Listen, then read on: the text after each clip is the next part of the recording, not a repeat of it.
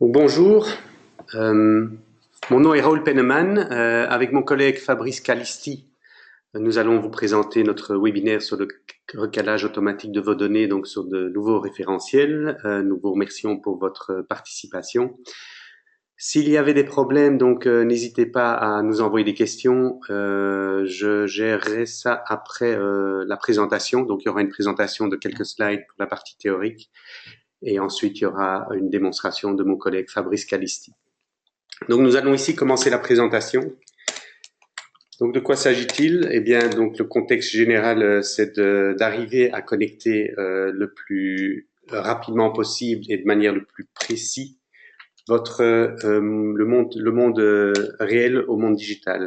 C'est-à-dire qu'il y a une forte demande pour des solutions performantes, agiles et précises. Et donc, dans ce cadre-là, pour éviter que vos outils par la suite, vos outils analytiques ne produisent des résultats faux, il s'agit d'avoir les données le plus correctes possible et le plus rapidement possible.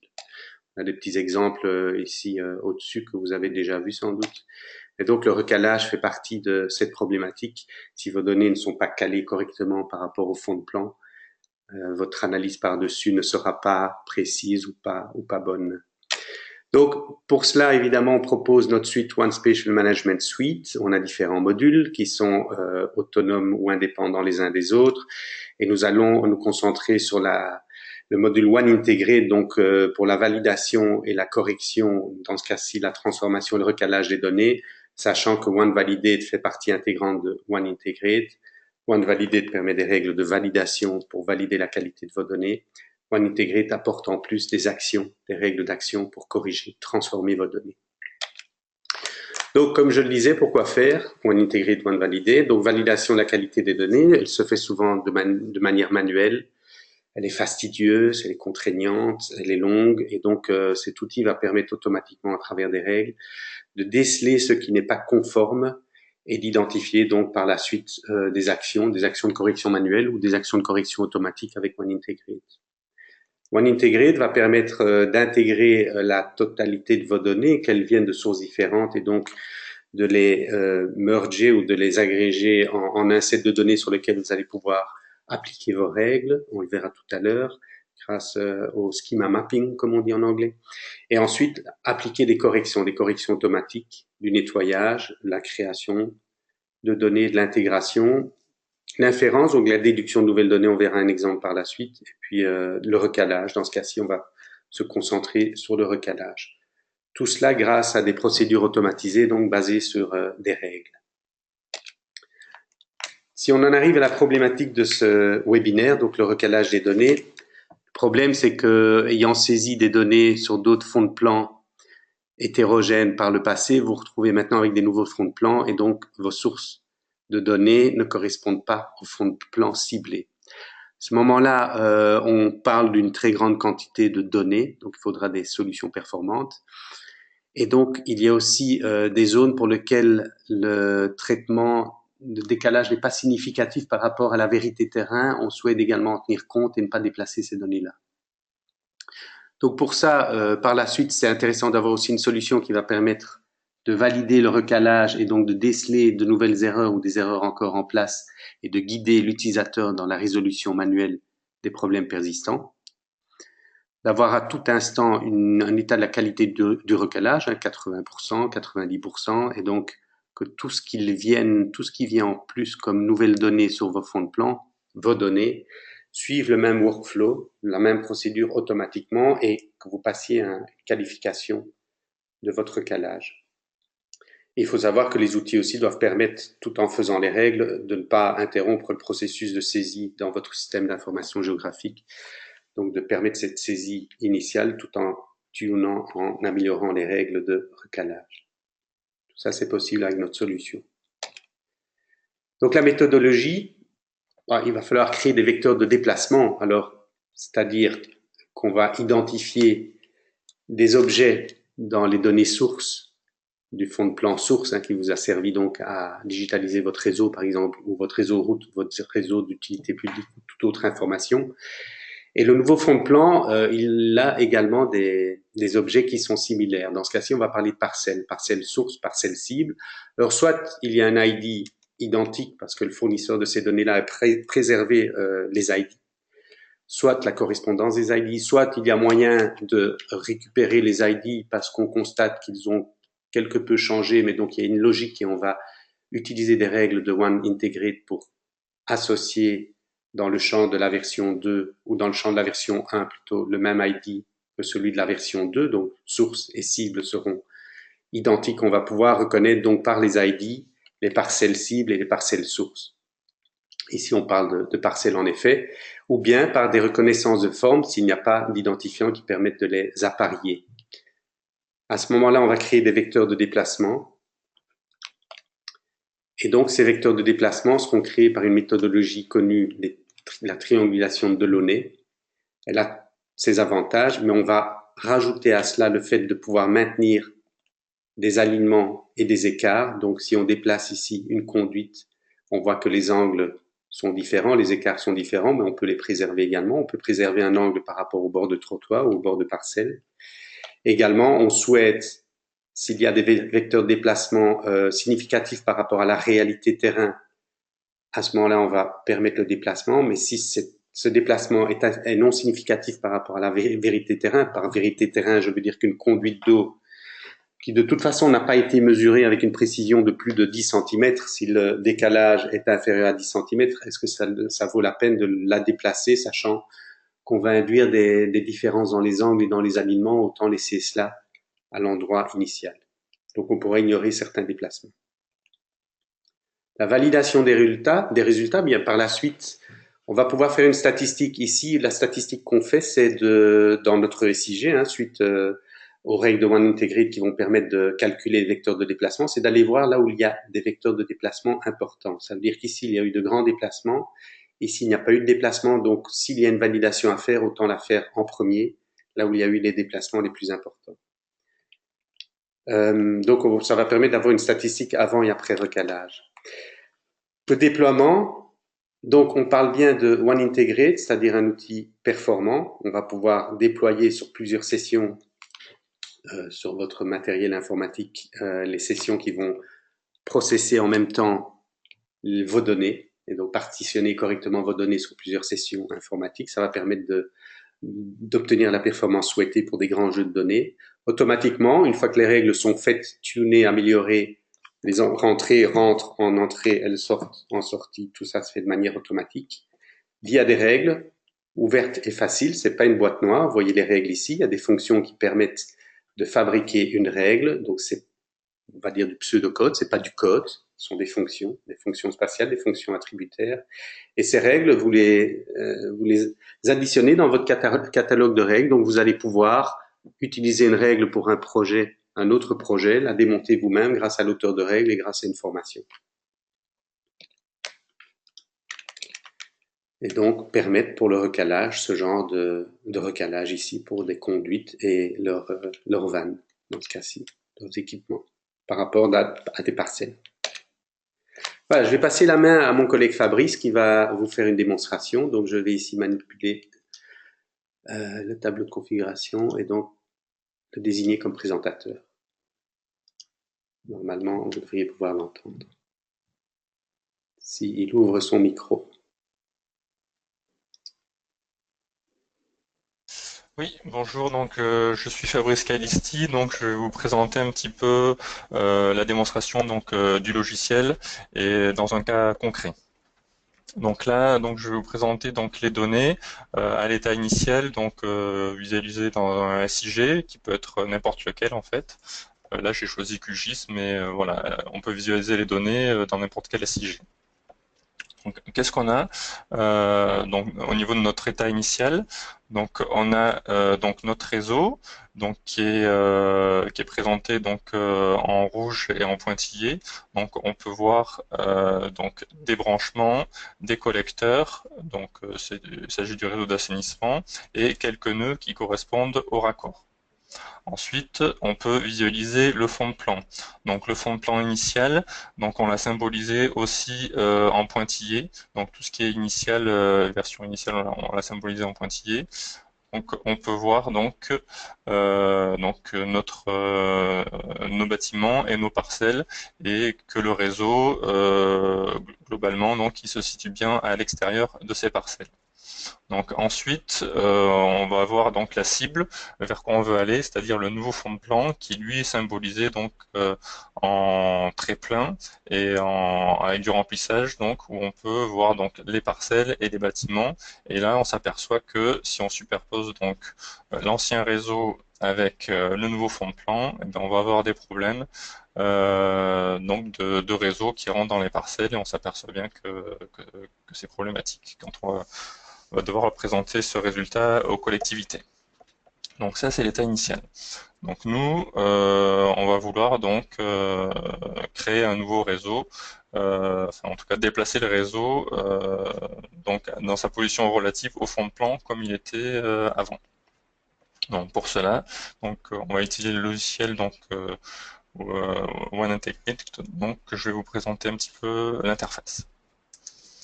Donc l'interface, donc elle est accessible via un navigateur web. Donc c'est ce que je vous présente ici.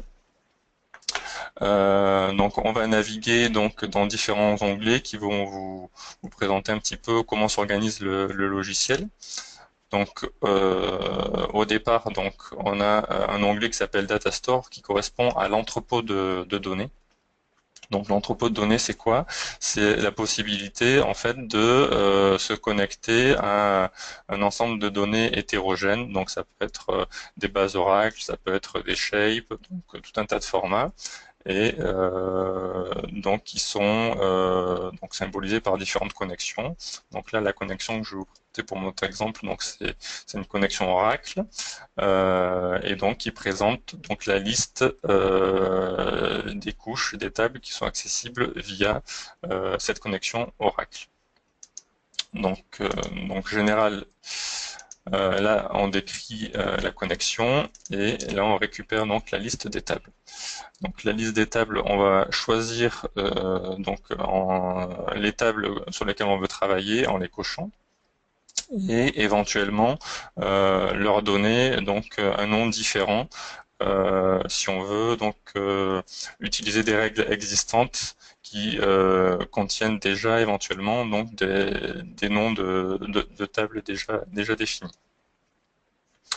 Et ensuite, donc on a également donc un onglet sortie pour les données qui va permettre donc de renvoyer les données sur lesquelles on va travailler éventuellement vers un nouveau nom suivant si on fait un export vers qui on veut envoyer les données. Donc on a la possibilité de s'adapter au modèle des personnes. Donc ensuite, donc un onglet important, donc c'est les fameuses règles. Donc ce sont ces fonctions qui vont nous permettre de vérifier donc la qualité des données et de pouvoir valider les données suivant les critères qu'on aura définis. Donc là, on a un exemple de règle qui permet donc de vérifier donc qu'on arrive à trouver un équivalent au niveau des parcelles entre la version V1 des parcelles, donc le fond de plan d'origine, et la version V2 des parcelles, donc le fond de plan vers lequel on peut aller. Cette règle va nous permettre en fait de faire le lien entre les parcelles d'origine vers les parcelles destination. Une fois qu'on aura fait le lien parcelle par parcelle, eh bien, on pourra créer des vecteurs de translation qui vont nous permettre d'appliquer ces vecteurs sur le réseau qu'on veut déplacer. Donc après, on a un onglet action. Action, en fait, c'est plus que de la vérification. En fait, c'est de la vérification plus de la modification de données. Donc c'est des actions de modification en fait qui peuvent intégrer des règles. Et enfin, donc on a un onglet session qui je vais vous présenter là, qui permet donc d'enchaîner différentes règles, différentes actions pour arriver au résultat qui nous intéresse. Donc là, c'est une session donc qui a déjà été préparée donc pour effectuer le recalage. Donc déjà, donc je vais vous faire fonctionner cette session de 0. Donc on a un fond de plan de communes qui contient plusieurs communes. Nous, donc pour la démonstration, on va travailler que sur une seule commune et donc on peut déjà filtrer par commune. Et donc là, on va travailler sur une seule commune dont l'identifiant est fixe. Et donc là, je vais lancer le traitement et je vais vous le commenter au fur et à mesure. Donc je lance le traitement. Donc la première partie du traitement consiste à lire les données sources. Donc les données sources, c'est-à-dire celles qui correspondent à l'emprise géographique de la commune. Donc là on voit que c'est en train de lire ces données. Donc on peut ouvrir donc l'action de lecture des données qui va nous indiquer en fait quelles sont les tables qui vont être lues et quels sont le nombre d'objets qui est trouvé par table ou par composant. Donc là, on voit le nombre de branchements, le nombre de collecteurs, de raccords. Donc là, on a lu également donc des données en eau et des parcelles. Donc ça, c'est la première étape qui s'est bien passée. Et donc, une fois qu'on est satisfait des données qui ont été lues, donc soit on peut enchaîner, soit enfin moi j'ai mis une pause pour vous montrer cette étape-là, mais on va pouvoir continuer donc les différents traitements. Donc première étape, lire les données. Donc deuxième étape qui est en train de se faire, donc c'est l'appariement des parcelles. Donc en utilisant la règle que je vous ai montrée tout à l'heure, on va chercher les parcelles entre V1 et V2 qui ont le même identifiant. Et là, on a déjà un premier résultat en direct, c'est-à-dire qu'en utilisant donc uniquement la correspondance entre les identifiants, donc on arrive donc à un appariement de 90%. Donc on a rajouté un traitement géographique pour nous permettre donc de récupérer un peu plus de parcelles, car si on regarde en fait le résultat plus précisément donc de notre appariement, donc on voit que à l'origine donc on avait 2423 parcelles et qu'il y en a 233 pour lesquelles on n'a pas eu de correspondance d'identifiant. Donc du coup, on a rajouté donc une action géographique, donc qui permet de comparer géographiquement les parcelles. Et à ce moment-là, donc on va trouver donc hop, je suis pas au bon endroit.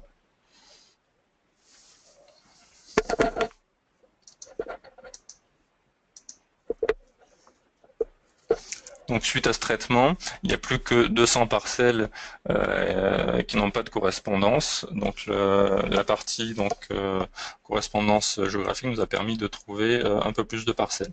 Pourquoi on n'arrive pas à une correspondance complète? Parce qu'en fait le fond de plan, chaque année il change. Il y a des remembrements, il y a des parcelles qui fusionnent, il y a des parcelles qui sont divisées et donc forcément c'est impossible d'arriver à un 100%.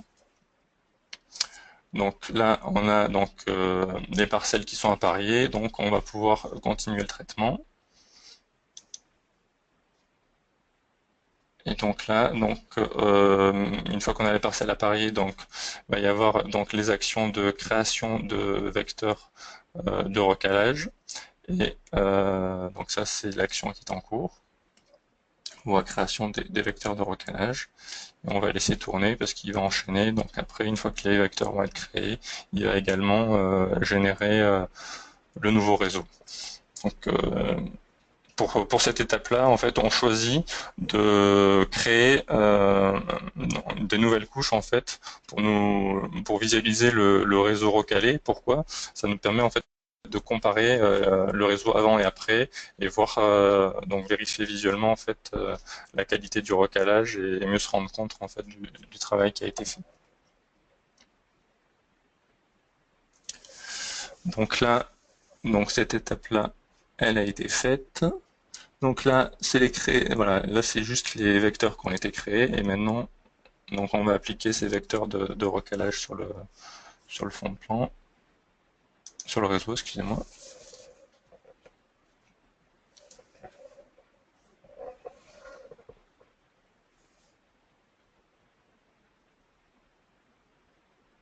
Et Donc une fois que cette étape-là sera terminée, donc là je vous lance les traitements pour que vous ayez une idée en fait du temps que ça prend et j'aurais pu vous présenter directement les résultats.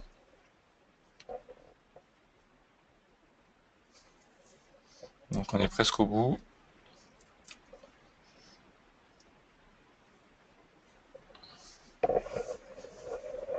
Voilà, donc là le traitement est au bout, on va pouvoir visualiser les résultats donc directement donc dans le SIG qu'on a choisi. Donc là on retourne donc à notre SIG et là donc je vais en plus donc allumer en fait donc le groupe recalé qui correspond donc au nouveau réseau. Donc là je vais déplacer pour rafraîchir. Voilà, donc là, on a le résultat. Donc entrée, très continue, on a le nouveau réseau. Donc si j'enlève l'ancien réseau et si j'enlève donc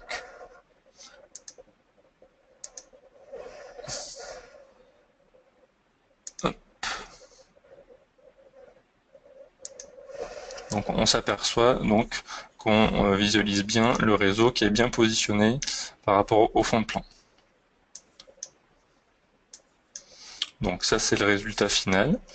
Qu'est-ce qu'on a également donc comme données intéressantes qui ont été rajoutées? Donc c'est les fameux vecteurs de recalage qui nous aident donc à visualiser dans quel sens on va déplacer les données. Donc c'est ces flèches-là qui sont apparues au centre des parcelles et qui montrent en fait les déplacements donc à reporter sur le réseau.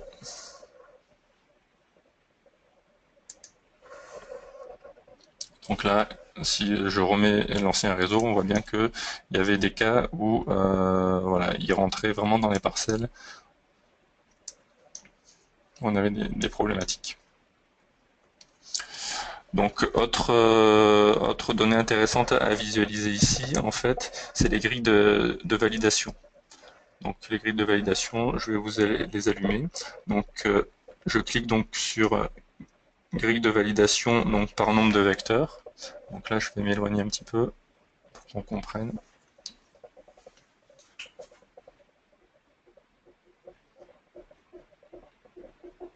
Donc ça nous permet en fait de visualiser donc les zones où il y a beaucoup de vecteurs et où il y a peu de vecteurs. Donc ça c'est une information intéressante. Donc ça nous indique en fait les endroits où on sait en fait qu'il y a beaucoup de vecteurs, donc où le décalage du réseau sera précis, et éventuellement des endroits où on n'a pas beaucoup de vecteurs et où il faudra aller dans ces zones et éventuellement vérifier est-ce qu'il ne faudra pas rajouter manuellement des vecteurs pour déplacer le réseau. Donc ça, c'est un premier état des lieux. Et une deuxième information intéressante, en fait, c'est celle dont vous avez parlé, Raoul, tout à l'heure. Donc c'est une grille qui vous indique donc graphiquement les endroits du réseau, enfin du territoire où il y a eu beaucoup de déplacements et où donc c'est intéressant d'aller voir le résultat du recalage pour vérifier que tout s'est bien passé.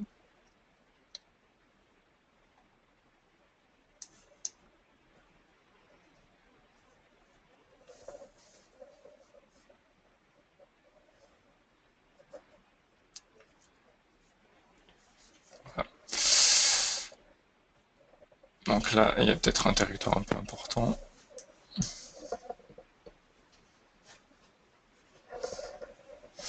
Donc ces grilles de vérification, donc elles ont été créées également au travers donc d'actions dans le logiciel OneIntegrate. Donc ça permet donc de vérifier que le recalage s'est effectué donc dans de bonnes conditions. Donc autre vérification que nous permet de faire le logiciel en fait, c'est le pourcentage d'alignement du réseau par rapport aux parcelles. Donc pour cela, je vais retourner dans le logiciel et donc je vais aller donc sur la partie donc alignement. Et voilà, on va voir un peu l'état des lieux.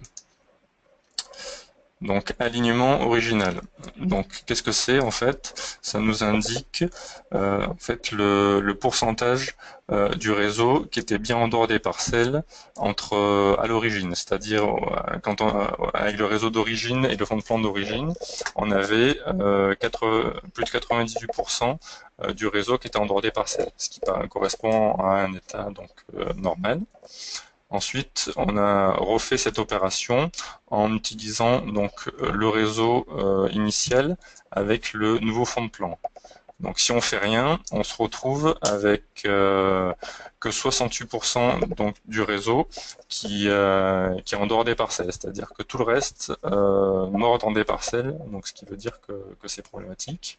Et ensuite, donc pour se donner confiance donc dans le résultat du recalage, on réapplique donc ce calcul entre le nouveau réseau et le nouveau fond de plan. Et là, donc, avec une session tout automatique, donc sans avoir vérifié précisément tous les résultats, donc on se retrouve donc avec un pourcentage de 84%. Donc tout en automatique, donc on a réussi donc à avoir un alignement donc de réseau en dehors des parcelles à 84%. Et après, donc on va pouvoir donc de manière itérative repérer les endroits où le réseau touche les parcelles et comprendre pourquoi. Est-ce que c'est parce qu'il manque des vecteurs? Est-ce que parce qu'il y a des mauvais vecteurs? Et donc là, il va y avoir le travail itératif qui va nous permettre donc d'améliorer notre calage et on pourra relancer notre session donc soit en créant de nouveaux vecteurs, soit en ayant corrigé les données. Donc on va pouvoir retourner donc dans les opérations de recalage. Donc voilà, c'est à peu près tout ce que j'avais à dire. Donc je vais laisser Raoul reprendre la main et éventuellement répondre à vos questions. Merci Fabrice. Donc je vais réafficher mon écran. Laissez-moi quelques petites secondes.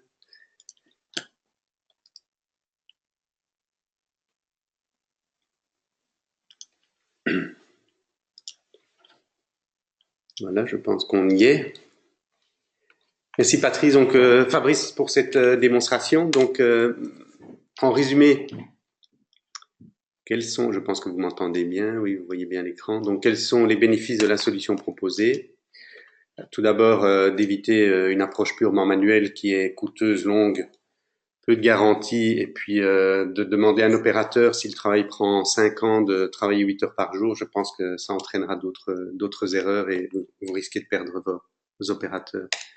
Donc autant les concentrer leur effort sur la partie manuelle résiduelle qui doit être le plus faible possible, étant donné que l'automatisation va entraîner un pourcentage élevé de recalage de vos données, moyennant affinage de vos règles. Donc à ce moment-là, on obtient un niveau de certification élevé et fiable, et comme je le disais, ça réduit vraiment le travail manuel résiduel. Ce qu'il faut savoir aussi, c'est que tout ce que vous créez dans One Integrate, comme je l'avais dit tout à l'heure, on peut l'étendre d'abord à d'autres jeux de données qui concernent d'autres services d'utilité publique au sein de votre société d'utilité publique. Et donc, par son ouverture et sa facilité d'utilisation, il est facile d'utiliser ces règles pour notamment la validation de la qualité de vos données. Dans ce cas-ci, des exemples de cas concrets pour tout ce qui est manque de connexion entre les T de vos conduites, pour lequel on détecte ici un overshoot, mais on peut détecter d'autres types d'erreurs qu'on ne suspectait pas, en demandant simplement que la conduite, la conformité, c'est au niveau d'un T, la conduite doit être correctement connectée. À ce moment-là, il va trouver overshoot, undershoot, etc. Mais il va aussi trouver des endroits où il y a 2 overshoots, donc 2 dépassements au début et à la fin de la conduite qu'on n'avait pas soupçonné. Donc, ça, c'était la validation-correction. L'inférence est donc la création de nouvelles données par déduction. Dans ce cas-ci, c'est le fait qu'il manque des connexions entre les propriétaires ou les locataires, donc les parcelles, les bâtiments et la conduite d'eau. S'il n'y a pas cette connexion attributaire ou physique, ça ne va pas permettre de prévenir le citoyen, quand il y aura une coupure d'eau, on va devoir jouer sur une zone tampon beaucoup plus large et donc certaines personnes seront prévenues alors que la conduite n'a pas été fermée. Alors si on le représente graphiquement avec dans ce cas-ci aussi un nœud au niveau de la parcelle et du domaine public parce que cette société-ci fait une différence entre la gestion publique et la gestion privée, ça va permettre aussi de connaître avec une certaine approximation la longueur de son réseau qui est quand même très importante pour une société d'utilité publique.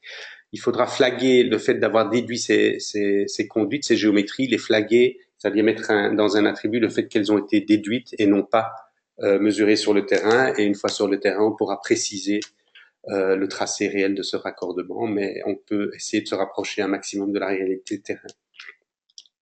La géoschématique, là, c'est permettre l'écart, une meilleure lecture, un zoom d'échelle moins important de ces données parce que on travaille à une échelle et donc plutôt que de maintenir manuellement deux échelles, on peut maintenir manuellement automatiquement deux ou plusieurs échelles, donc en demandant d'écarter les éléments ici, les équipements, d'écarter les conduites, d'allonger les tronçons trop courts et de lisser, dans la mesure du possible, de lisser pour une meilleure schématique son réseau, que ce soit des routes ou des conduites ou des câbles.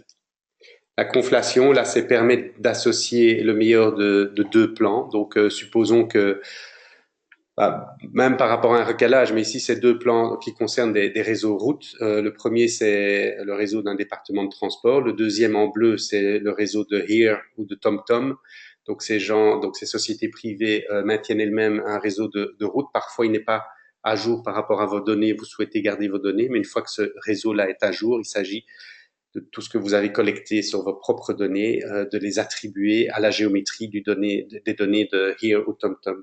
Ça s'appelle la conflation, ça peut se faire automatiquement. Voilà, donc je vous remercie pour votre attention, nous vous remercions pour votre attention.